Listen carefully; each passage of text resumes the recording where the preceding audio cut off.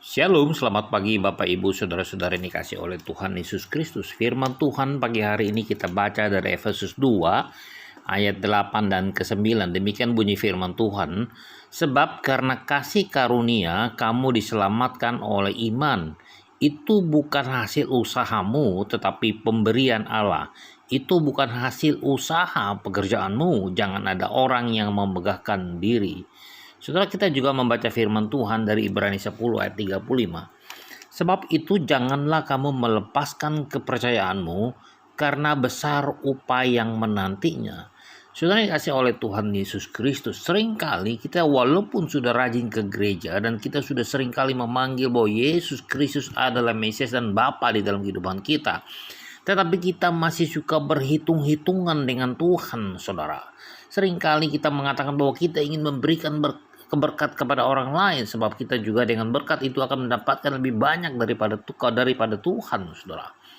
Saudara, jangan pernah hitung-hitungan dengan Tuhan, apalagi selagi tubuh kita masih sehat, selagi masih ada kesempatan. Oleh karena itu, saudara, marilah kita maksimalkan seluruh potensi yang ada di dalam diri kita untuk melayani Tuhan dan melakukan yang terbaik bagi Dia. Di dalam tiap jerih payah ada keuntungan. Demikian kata Amsal 14 ayat 23. Tuhan menyediakan upah bagi setiap orang yang all out bagi Tuhan, saudara. Kita harus bisa membedakan antara upah dengan keselamatan.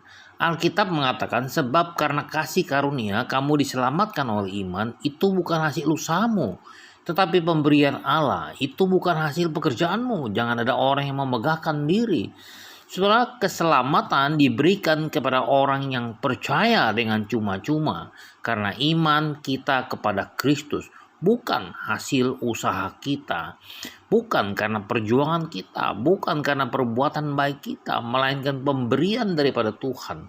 Oleh karena kasih karunia-Nya semata, itu sebabnya Yesus Kristus dari tempat yang maha tinggi, yang sebenarnya Dia tidak layak untuk datang ke dalam dunia ini karena Dia adalah Allah yang maha tinggi.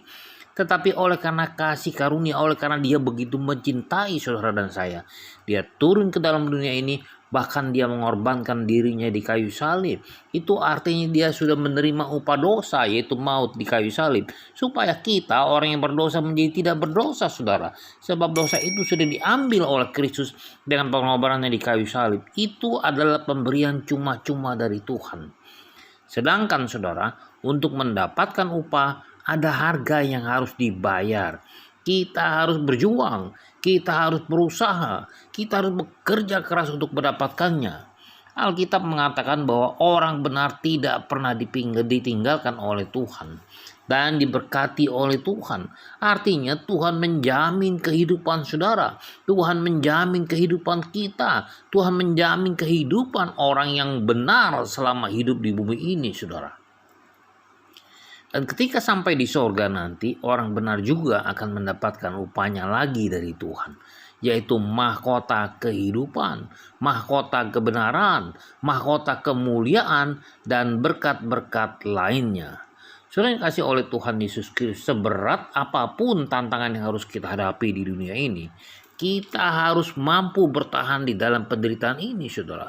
Sebab hidup kekristenan adalah hidup di medan peperangan, berperang melawan iblis, seperti yang firman Tuhan katakan bahwa iblis itu mengurung kita bagaikan singa yang mengaum-ngaum dan siap menerkam kita, saudara. Dan berperang melawan dunia dengan segala keinginannya. Tidak ada jalan lain selain kita harus selalu berjaga-jaga dan berdoa setiap saat. Sebab iblis berjalan keliling sama seperti singa yang mengaum-ngaum dan mencari orang yang dapat ditelannya. Selain itu, saudara, kita juga harus bertekun di dalam Tuhan. Rugi, saudara, sangat rugi besar bila kita bermain-main dengan kehidupan kekristenan kita.